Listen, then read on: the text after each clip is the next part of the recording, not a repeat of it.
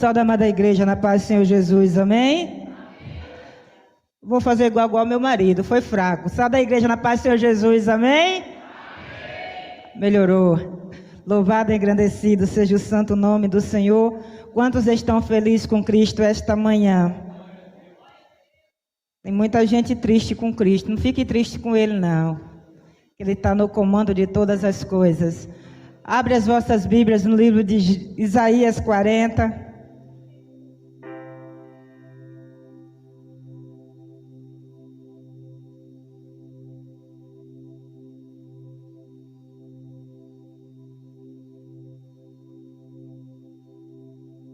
Isaías 40.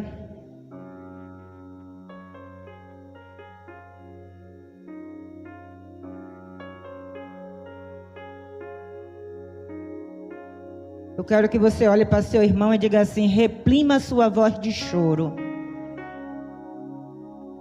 porque o Senhor entrará em ação. Quantos crê nessa manhã? Louvado e engrandecido é o santo nome do Senhor. Isaías 40, toda a igreja encontrou? Vai ser uma leitura longa. Nós vamos ler todo o capítulo de Isaías 40. Diz assim a palavra do Senhor: Consolai, consolai o meu povo, diz o vosso Deus. Falai ao coração de Jerusalém, bradai-lhe que já é fim do tempo da sua milícia, que a sua iniquidade está perdoada e que e que já recebeu em dobro das mãos do Senhor por todos os seus pecados. Voz do que clama no deserto, preparai o caminho do Senhor, endireitai no ermo vereda ao vosso Deus. Todo vale será aterrado e nivelado, todos os montes e outeiros, e o que é tortuoso será retificado, e os lugares escabrosos aplanados. A glória do Senhor se manifestará. Diga assim: a glória do Senhor se manifestará, e toda carne a verá, pois a boca do Senhor o disse. Uma voz diz: uma voz diz, clama, e alguém pergunta: que hei de clamar? Toda a carne é erva, e toda a erva caem as flores. Não, peraí, gente, me perdi aqui. O que hei de clamar? Toda a carne é erva, e toda a sua glória como a flor da erva. Seca-se a erva e cai as flores, soprando nelas o hálito do Senhor. Na verdade, o povo é erva. Seca-se a erva e cai a sua flor, mas a palavra do nosso Deus permanece eternamente. Tu, ó Sião, que anuncia boas novas sobre um monte alto, tu que anuncia boas novas a Jerusalém, ergue a tua voz fortemente, levanta, não temas, e diz às cidades de Judá: eis estar aí o vosso Deus, eis que o Senhor Deus virá com poder, e o seu braço dominará. Eis que o seu galardão está com ele, e adiante dele a sua recompensa. Como pastor apacentará o seu rebanho, entre os seus braços recolherá o cordeirinho e os levará no seio, as que amamentam ele guiará mansamente. Quem na concha da sua mão mediu as águas e tornou a medir dos céus a palmo? Quem recolheu na terça parte de uma eifa o pó da terra e pisou os montes como em romana e os outeiros em balanças de precisão? Quem guiou o Espírito do Senhor? Ou como seu conselheiro o ensinou? Com quem tomou ele conselho para que lhe desse compreensão? Quem o instruiu na vereda do juízo e lhe ensinou sabedoria e lhe mostrou o caminho de entendimento? Eis que as nações são consideradas por ele como um pingo que cai de um balde, e como um grão de pó na balança. As ilhas só como pó fino que se levanta. Nem todo o Líbano basta para queimar, nem seus animais para um holocausto. Todas as nações são perante ele como coisas que não é nada. Ele as considera menos do que nada, como um vácuo. Com quem comparareis a Deus? Ou que coisa semelhante confrontareis com ele? O artífice funde a imagem e o ourive a cobre de ouro. A candeia de prata é forjada por ela. O sacerdote idólatra escolhe madeira que não se corrompe e busca um artifício perito para assentar uma imagem esculpida que não oscile. Acaso não sabeis? Porventura não ouvis? Não vos tem sido anunciado desde o princípio? Ou não atentaste para os fundamentos da terra? Ele é o que está assentado sobre a redondeza da terra, cujos moradores são como um gafanhoto, e ele quem estende dos céus como cortina e os desenrola como tenda para neles habitar. É ele quem reduz a nada os príncipes e tornam em nulidade os juízes da terra. Mal foram plantados e semeados, mal se arraigou na terra, e o seu trono já se seca quando um sopro passa por eles, e uma tempestade os leva como palha. A quem, pois, me comparareis para que eu seja igual? Diz o santo: levantai aos altos olhos e vede. Quem criou estas coisas? Aquele que faz sair o seu exército de estrela, todas bem contadas, as quais ele chama pelo nome, por ser ele grande em força, forte em poder, e nenhuma só vem a faltar. Pois dizes, ó Jacó, e falas, ó Israel: o meu caminho está encoberto ao Senhor, e o meu direito passa despercebido ao meu Deus. Não sabeis, não ouviste que o Eterno, o Senhor, o Criador dos fins da terra, nem se cansa e nem se fadiga? Não se pode esquadrilhar o seu entendimento. Faz forte ao cansado, multiplica forças ao que não tem nenhum vigor. Os jovens se cansam e se fadigam, e os moços de exausto caem. Mas os que esperam no Senhor renovam as suas forças. Sobe como asas, como águia, e corre e não cansa, nem se fadigam. Amém? Leitura grandiosa, mas para que possamos compreender. A palavra do Senhor vai dizer nos primeiros capítulos, até o 39 de Isaías, que começa um julgamento sobre Israel.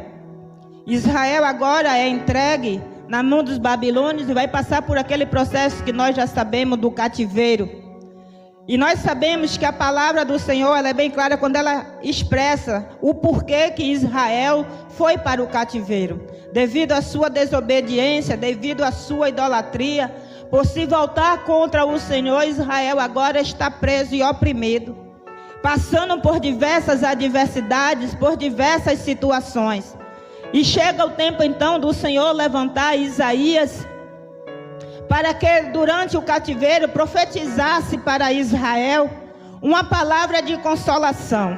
Olha para teu irmão e diga assim: eu não sei qual é o seu vale e como você está enxergando o seu Deus, mas o seu Deus se manifestará nesta manhã para você. Israel agora está com seu coração ferido. Israel agora, depois de tanto tempo, gerações se passaram ali dentro, pessoas foram perdidas, pessoas que morreram ali naquele lugar, pessoas que perderam entes queridos. Havia diversas formas de sofrimento no meio daquele povo, no meio daquela civilização. O Senhor agora desperta, diz assim: agora tu vai lá e vai dizer para ele: leva a consolação para o meu povo, e diz para o meu povo: prepare o vosso caminho, endireitai as vossas veredas. E por que Deus manda este recado para o povo? Porque servimos a um Deus que diz na sua palavra, que Ele já falou aqui também nesta manhã, que Ele é o Deus que sonda e que conhece o nosso coração. E Ele também sabe da nossa estrutura. E Ele sabe também que somos carnes. E somos, aleluia, voltados a emoções contrárias à sua vontade e ao seu querer. Com certeza, durante esse período de cativeiro, aquele povo estava se corrompendo com idolatrias, com buscas de soluções aonde não era no Deus Altíssimo. Porque nós vamos ler e vamos dizer, ele vai dizer assim: avisa para que eles endireitem os seus caminhos. Porque eu quero trabalhar, porque eu quero fazer, mas não é de qualquer jeito. Prepara as veredas para o Senhor. Isaías então volta, e quando ele vai dizer mais adiante, ele vai dizer assim: porque, aleluia, todo vale, aí ele vai dizer assim: vós do que clama no deserto, preparai o caminho do Senhor e endireitai no ermos a vereda do vosso Deus. Aí ele vai dizer o que é que vai acontecer. Todo vale será aterrado, aleluia, nivelados, todos os montes e outeiros que estão tortuosos serão retificados. Isso era uma promessa da parte de Deus. Os lugares escabrosos serão aplanados. Deus estava dizendo que Ele iria colocar tudo no seu devido lugar. Eu não sei o que está acontecendo na tua vida, o que está desaterrado. Eu não sei o que está, aleluia, fora do lugar, que está vivendo em um momento tortuoso. Mas eu sei que tem um Deus nesta manhã que está te dizendo que Ele entrará em ação e colocará tudo no seu devido lugar. Aí Ele diz: o que é necessário? Arrependimento e clamor. Ele pede para que o povo conserte as suas veredas. E mais adiante ele vai dizer assim: uma voz diz, clama. Era o Senhor dizendo: clama, povo meu. Clama, pede. A diaconisa Sueli já falou aqui que o clamor é diferente da oração. A oração a gente conversa, mas o clamor, muitas das vezes a gente grita, a gente rasga nosso coração diante de Deus de uma maneira diferente. Quem já aqui não soltou um grito debaixo do chuveiro, né? Que muitas vezes aquilo parece que rasga a alma, porque temos necessidade de gritar, de dizer que não aguentamos mais determinadas coisas.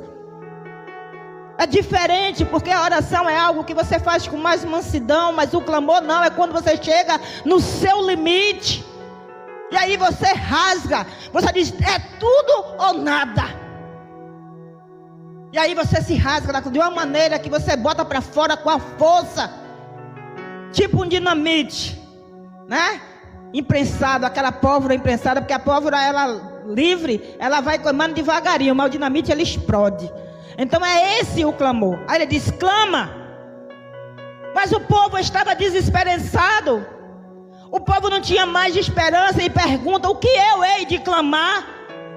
Mas se o Senhor estava dizendo a Isaías: Isaías, diga a eles que clame, eles só tinham que colocar na posição de clamar. Mas por causa do cativeiro, a incredulidade agora estava dentro do coração. A falta de esperança agora estava dentro do seu coração. O povo não se via mais, não tinha mais esperança com mais nada. Já não cria talvez mais no Deus devido a tanto tempo de sofrimento. Aí ele olha e diz assim: o que eu hei de clamar? As folhas se secam, aleluia, e morrem. Aí nós somos feito erva, aleluia, que basta um sopro do Senhor, nós nos perecemos e nos acabamos, assim como as plantas. Olha o que estava dentro do coração e na mente deste povo: a falta de esperança e ainda por cima, como foi dito aqui, acarretando a Deus as suas dores e suas frustrações. Não lembraram que Deus, antes de botarem no cativeiro, Deus chamou e convidou para o arrependimento. Mas estava agora culpando a Deus pelo fato de eles estarem no cativeiro. Mas quando nós vamos ler, nós vamos ver quantas vezes Deus avisou a Israel que voltasse para o caminho do Senhor. Agora, quando estava vivendo as consequências do pecado, dizia assim, agora vai dizer, mas Deus faz com o homem como faz com a erva, toca no homem e faz dele pó. A palavra então vai continuar e dizendo, tu, Sião, que anuncias boas novas sobre um monte alto, tu que anuncias boas novas a Jerusalém, ergue a tua voz fortemente, levanta, não tema, e diz à cidade de Judá, eis que está aí o vosso Deus. Aqui é como se fosse alguém dando um testemunho ou fazendo um convite. Quantas vezes nós estamos passando por adversidade ou por uma situação difícil, e alguém chega assim no seu ombro e diz assim, Dani, tem um Deus que pode, tem um Deus que faz. Mas às vezes a dor está tão grande dentro do coração, que essa palavra ela bate e ela volta. Ou então a gente vai assim, eu bem sei, até você sabe que faz, mas você não acredita que pode acontecer com você. O Senhor diz assim, levanta, Sião, vai até Judá e diz para ela, eis que aí está o vosso Deus, eis que o Senhor Deus virá com poder. Eu falei aqui nesta manhã que Deus já está entrando na tua situação para resolver. Quantos creram? Estão entendendo? Vamos dizer que eu sou Sião e a igreja Judá. E eu estou dizendo para vocês, o Deus que eu sirvo, o Deus que eu conheço, Ele está se apresentando para você nesta manhã como forte, como Deus que faz. Como você aceitaria? Aí ela está dizendo aqui, seu braço dominará, e eis que seu galardão está com ele, diante dele a sua recompensa. Você acredita que você tem recompensa e galardão da parte do Senhor nessa manhã? Você acredita nisso? Você acredita que tem um Deus, aleluia, que diz que não te larga, não te desampara, e que Ele falou mais embaixo, não temas, porque Ele é contigo? Aí ele vai seguir mais adiante. Aí diz assim, como um pastor apacentará o seu rebanho, entre os seus braços recolherá o cordeiro e levantará no seu escamamento, e ele guiará mansamente.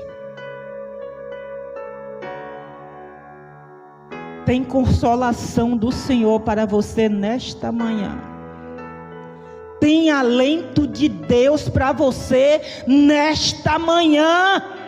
Porque Ele está como grande, Ele está como todo-poderoso, se manifestando neste lugar e dizendo, tem adorador, se tem adoração, tem providência de Deus. E eu acho interessante, porque Deus, Ele começou a trazendo para a nossa memória Davi. Os louvores nessa manhã foi tudo falando sobre adoração, sobre perda e sobre reconhecer que Deus é Deus independente de qualquer situação.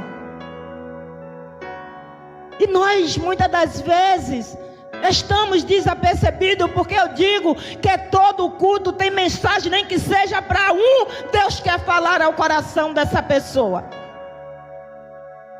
E foi dito que Davi, ele tirou para adorar na hora da perda. Quando ele perdeu, ele olhou e disse, foi Deus que o fez, eu vou louvar e vou adorar a esse Deus. E é muito difícil, muitas das vezes, a gente parar para olhar e diante da perda adorar. Principalmente porque quando nós vamos ler um primeiro filho, aleluia, de Davi, com aquela mulher que ele tanto amou. Ele orou, ele clamou, ele pediu, houve arrependimento. E Deus estava dizendo assim para Davi: Davi, esse não vai sobreviver, ainda que você tenha se arrependido, ainda que você está com seu coração aquebrantado, mas é fruto do pecado. Vou tirar, vou limpar, mas a minha história com você ainda vai continuar. Ai, Davi, eu não sei em que situação você se encontra nesta manhã. Talvez Deus precise remover frutos do pecado para começar a reescrever uma nova história na sua vida. Não foi diferente com Israel. Se fez necessário Israel ir para o cativeiro, se fez necessário Israel sofrer, só que em vez de Davi, Israel aqui agora está desesperançado. Aí o Senhor diz assim, a partir do capítulo, do versículo 12: será que eu não posso fazer coisas novas? Será que eu não posso fazer coisas grandes? Porque tu me questionas, Judá. Observe, aleluia, a criação. Traga aí a tua memória: eu sou Deus que fez todas as coisas, que até todo o poder está nas minhas mãos. Meço a terra com palma da minha mão. Gente, quem é que consegue? Imagine o tamanho da mão de Deus. O maior palmo, por mais que uma pessoa tenha uma mão grande, vai dar 30 centímetros. A nossa, normal, entre 22, 23, 25. O gigante, vamos dizer 30, 28. Mas Deus diz que Ele mede a terra com a palma da mão. Diga assim: a mão do meu Deus é grande, e se ela mover, ninguém impedirá o que Ele quer fazer, nem o agir dEle. Observa o que é que ele fala: com um palmo. Aí ele vai mais adiante: quem recolheu a terça parte do pó de uma eifa da terra e pesou em balança? Diga assim: o impossível Deus faz. Você já tentou pesar poeira?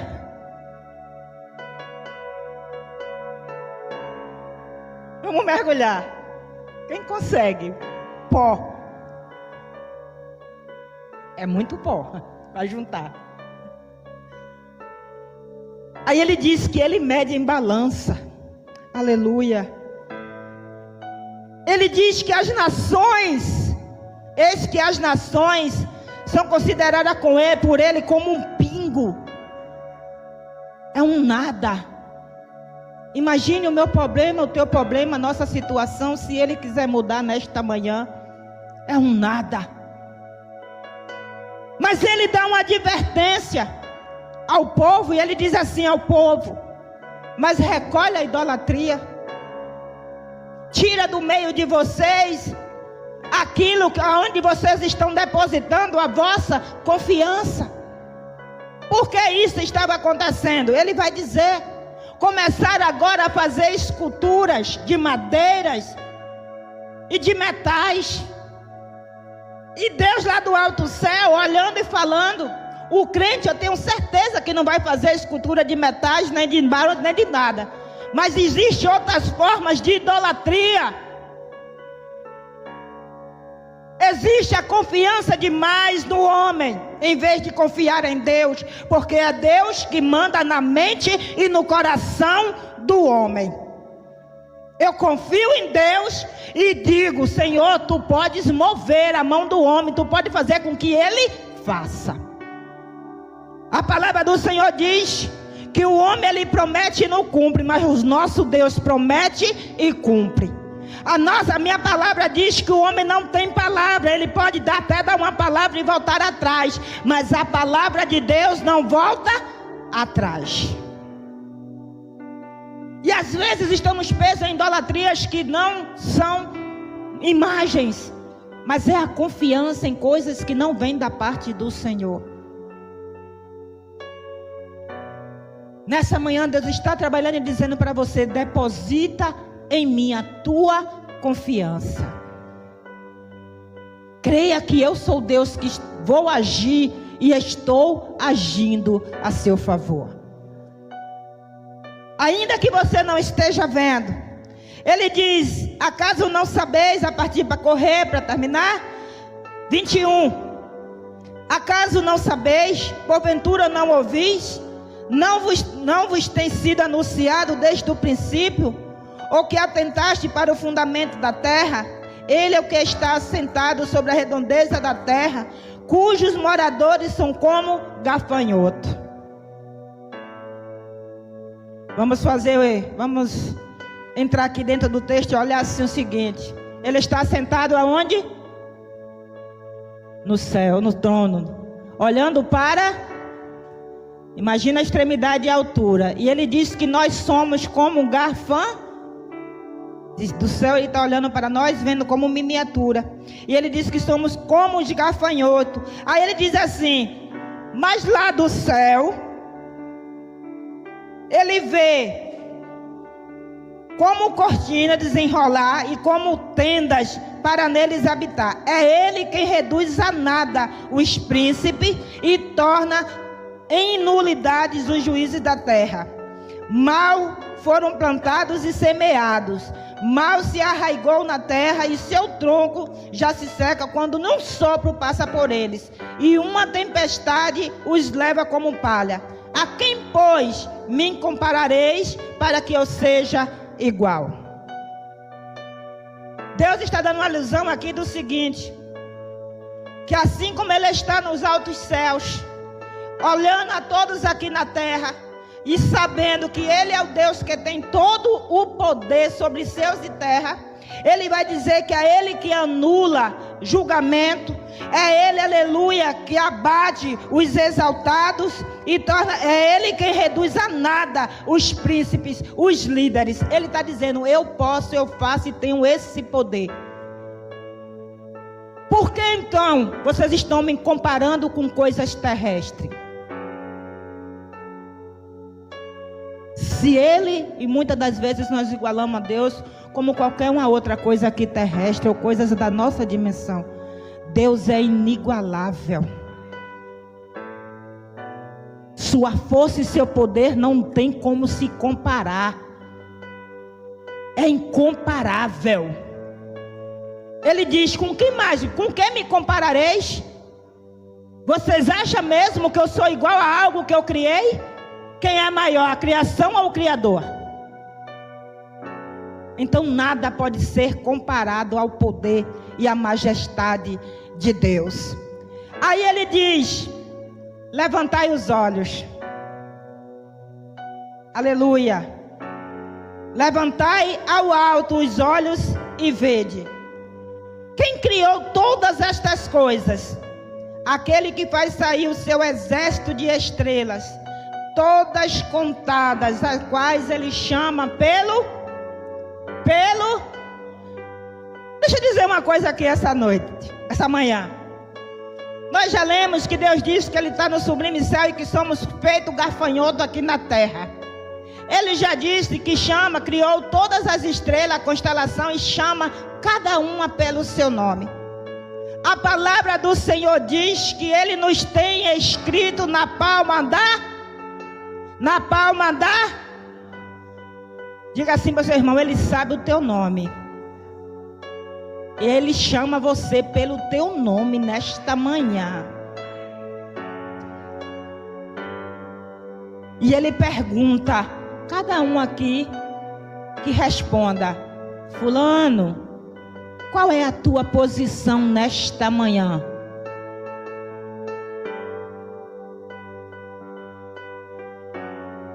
Dos que têm rompido em fé e crido, ou dos que estão me colocando em dúvida, desacreditando que eu sou o Deus que faço? Um Deus que diz que chama todas as estrelas pelo seu nome. Aí ele diz assim: grande, aleluia, por ser ele grande em força e forte em poder, em um só, nenhum só venha a faltar.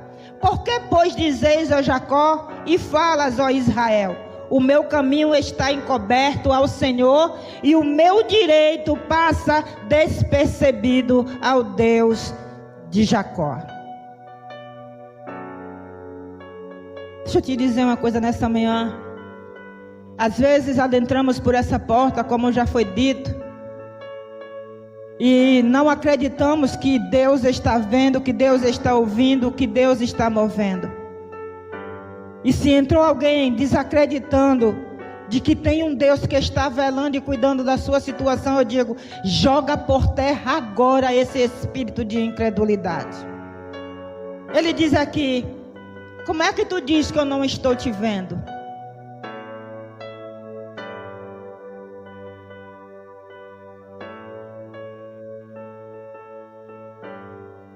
Eu sou grande em força e em poder. Porque acredita que teu caminho está encoberto diante de mim. Quando ele pergunta, ele está dizendo assim: se você faz o bem, eu sei. Se você trilha um caminho do mal, eu também sei.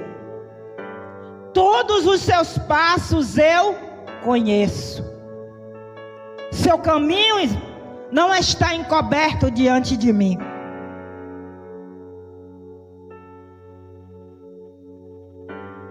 Jesus, Deus, o Senhor, quando Ele escreve, pede para Isaías deixar isso aqui, como eu já disse, Ele sabia o que estava no coração daquele povo. Mas mesmo sabendo, porque muitas das vezes até nós não admitimos para nós mesmos que a incredulidade já entrou, que a falta de esperança está assolando, porque se tem uma coisa que eu digo, que crente, ele acha que pode enganar a Deus, mas não engana, porque Deus disse que antes que venha na mente, no coração, Ele já sabe. E Deus está dizendo assim: olha, o teu caminho não está encoberto diante de mim não, mas a minha misericórdia também não cessou diante de vocês não. O meu agir ainda não cessou não, eu ainda quero fazer. E é por isso que Ele convida para que Israel endireite as veredas para que Ele possa agir.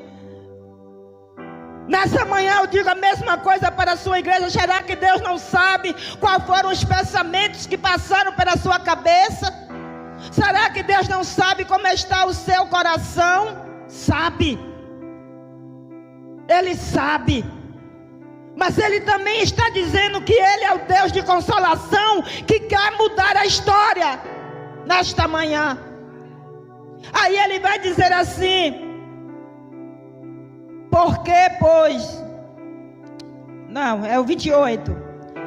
Não sabes e não ouviste que o eterno Deus, o Senhor Criador dos fins da terra, nem se cansa e nem se fadiga? Ele não cansa de querer fazer pelos seus. Ele não cansa de trabalhar. Ele não cansa de agir. Nós podemos até desistir dele, mas Ele não desiste de nós. Nós podemos até perder a fé, mas Ele está sempre pronto a, sempre que clamarmos, Ele atender o que queremos, aleluia, de acordo com a vontade dEle. Mas Ele pede simplesmente que renovemos as nossas forças. Aí Ele vai dizer, aleluia, aleluia, não se pode esquadrinhar o seu entendimento.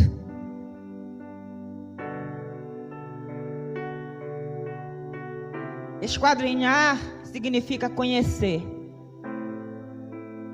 Meu esposo falou aqui que se Deus fizer, Ele é Deus. Se não fizer, Ele continua sendo Deus. Mas esse contexto para a gente entender é o seguinte: esquadrinhar e compreender. Quem não se questiona quando está passando por uma adversidade? Senhor, por que eu estou passando? Porque o Senhor permite. Por que o Senhor deixa que isso aconteça? Porque o Senhor não está vendo. Queremos entender Deus. E Deus diz assim: ninguém entende o porquê que Ele faz. Ele chega para Pedro, quando pede para lavar os pés, Pedro não entende o porquê que o Senhor pediu para que lavasse os pés de Pedro. E Pedro indaga, e ele vai dizer: o que eu faço hoje tu não sabes, mas tu saberás depois. Assim somos nós diante de Deus, devido às circunstâncias que nós não compreendemos. Em vez de querer entender o porquê que Deus permite, é aceitar que se Deus está permitindo é porque tem uma finalidade. Não querer entender, porque a Deus ninguém entende.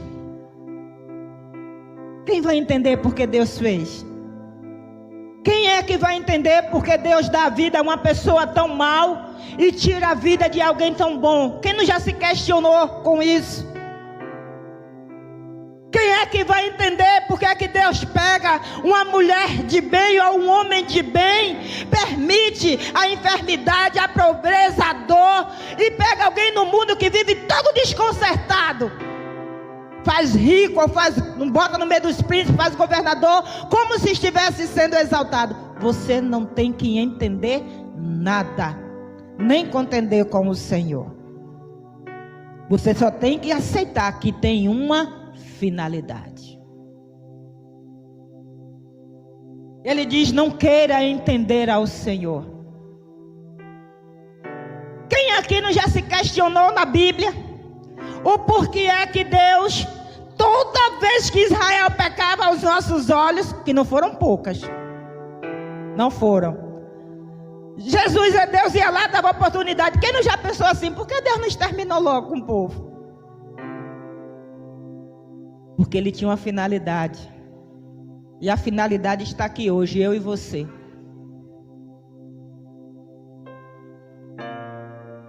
Se Ele tivesse acabado, nós não seríamos descendentes. Nós não estaríamos aqui como filhos adotados. Então, para tudo Deus tem uma finalidade. Se você nessa manhã aceitar aqui em cima do seu processo, em cima da sua dificuldade, tem um Deus agindo, independente de questionar, independente de você se ver como uma erva que ao sopro perece, mas você se vê como aquela árvore aonde Jó, ele olha e diz assim: está seca, está sequíssimo, aleluia, aleluia, mas ao cheiro das águas ela brotará novamente. Deus começará a fazer coisas novas nas nossas vidas. Nós não somos dos que vamos morrer, mas nós seremos aqueles que é o cheiro das águas, que sabemos que basta uma palavra do Senhor, levantaremos e sairemos daqui nesta manhã de posse de vitória. Porque tem um Deus de poder que faz, tem um Deus de poder que muda, viu, irmã? Essa irmãzinha que está aí, sentadinha, quietinha aí, Deus manda te dizer que olha aí, é o Deus que move céus e terra e toca, aleluia, Ele toca, e Ele, aleluia, chama para prestação de conta. Dá um abraço nela, Grinalda, ela mesmo, reina surrederebase.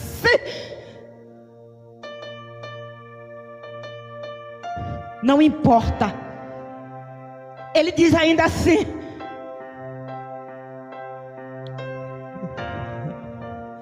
eita Deus.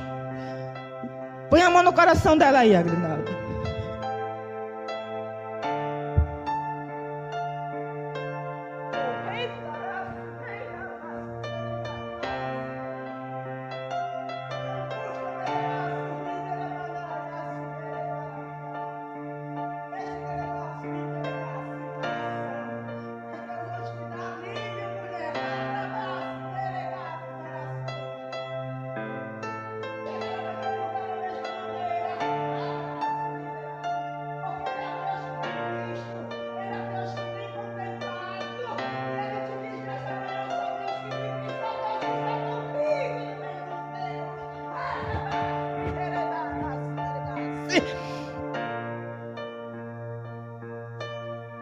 Deus faz forte ao cansado, multiplica forças ao que não tem vigor. Muitas das vezes nós estamos sem força nenhuma para lutar contra as adversidades. E quer ver coisa? Quando o diabo acerta a gente bem naquilo que a gente sabe que toca. Por isso que ele pede permissão a Jó, a Deus, para tocar em Jó.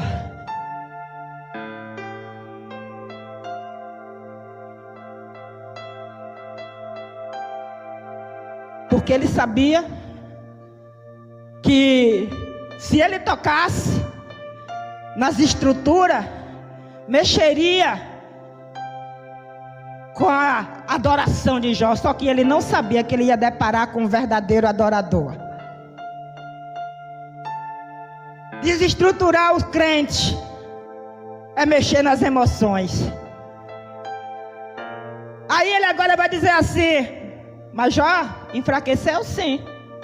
Quantas vezes, né, a gente não vai ver, ele não se voltou contra Deus, mas Jó, no meio da sua fraqueza, ele pediu a sua própria morte. Ele olha para o Senhor e ele maldiz o dia que ele nasceu, ele maldiz o ventre da mãe dele. Ele maldiz tudo. Eu acho que eu brincando, eu digo assim: culpa de Jó e de Jeremias, que o mês de fevereiro tem 28 dias. Foi Jó de um lado e Jeremias do outro. Jeremias também, ele amaldiçoou o dia. E eu acredito que Deus foi lá, reduziu e botou: tem um mês aí que está amaldiçoado pelos meus servos, vou botar só 28. Para não ficar só 28, que um foi meio termo, eu vou ficar 4 anos de 29. Esse foi de Jeremias. Mas assim, Jó, dentro da sua tristeza, dentro da sua dor, ele faz todas essas coisas. Mas ele não abriu mão do Deus que ele servia e não atribuiu a Deus a sua dor.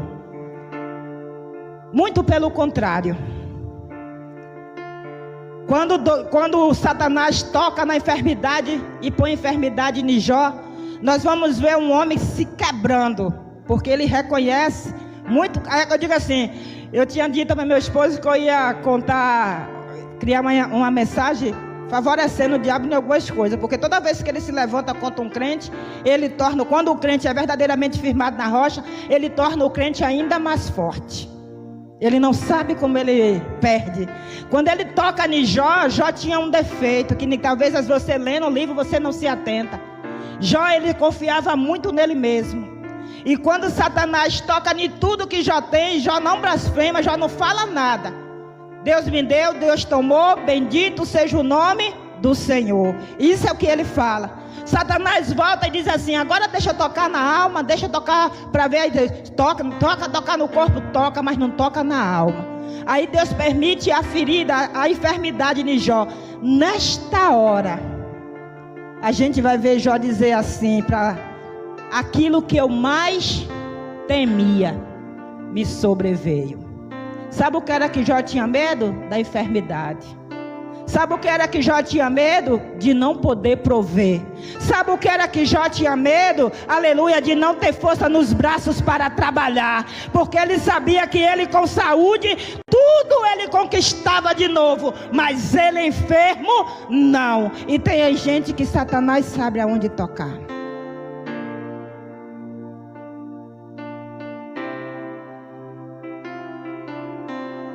Aí é onde nós precisamos entender que ele diz assim: faço eu forte ao cansado e renovo as forças. Aceitação das coisas que Deus quer, sem voltar atrás e sem olhar, aleluia, deixar que desça para o coração. Ele vai dizer mais: mas o que espera no Senhor renova as suas forças. Sobe como? Sobe como? Quantos querem ter sua força renovada aqui nessa manhã? Quantos querem ter a sua força aqui renovada nesta manhã e subir como águia?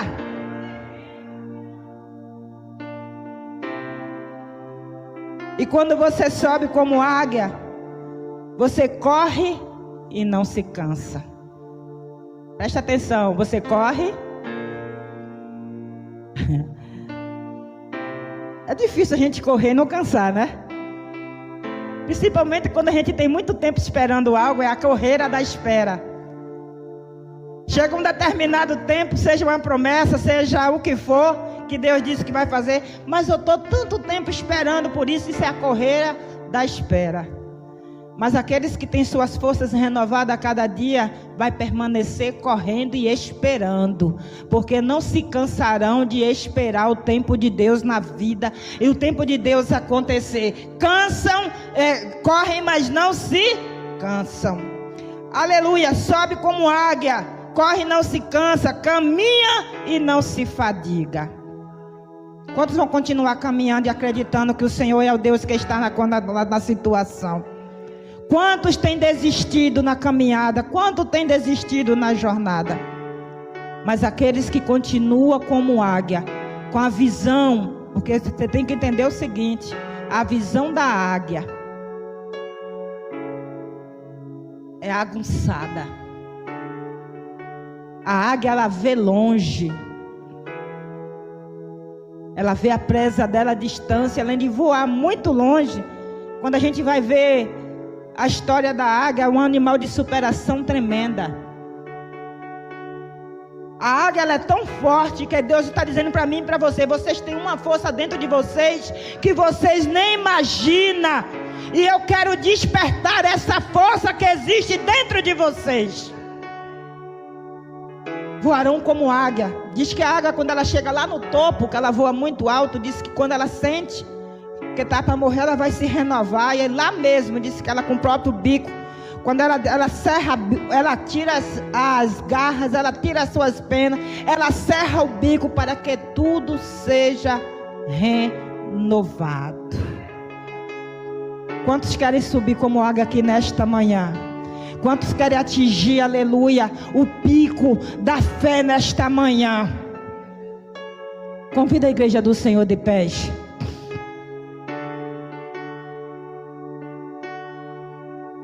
O versículo que nós lemos e repetimos diz assim,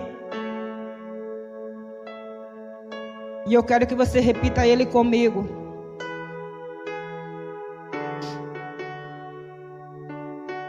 A glória do Senhor, versículo 5, igreja.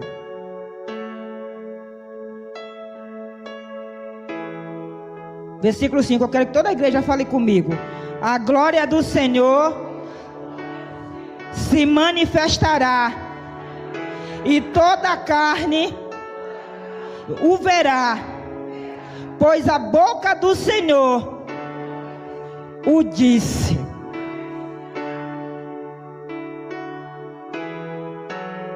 Quantos creem que vão ver a glória do Senhor? O Senhor diz assim em João capítulo 11: se creres, verás a glória de Deus, irmão. Você é de óculos de vermelho. Se creres, tu verás a glória do Senhor.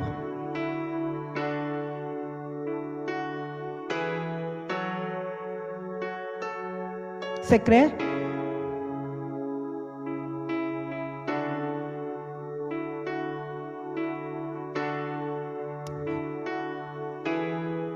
Marcos,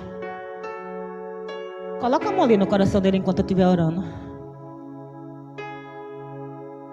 Ixi,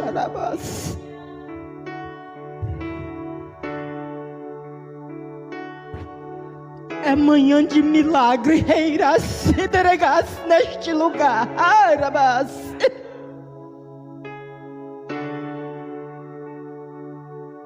Não te conheço, mas tem um Deus que te conhece e que te diz que Ele foi o Deus que te trouxe nessa manhã a este lugar.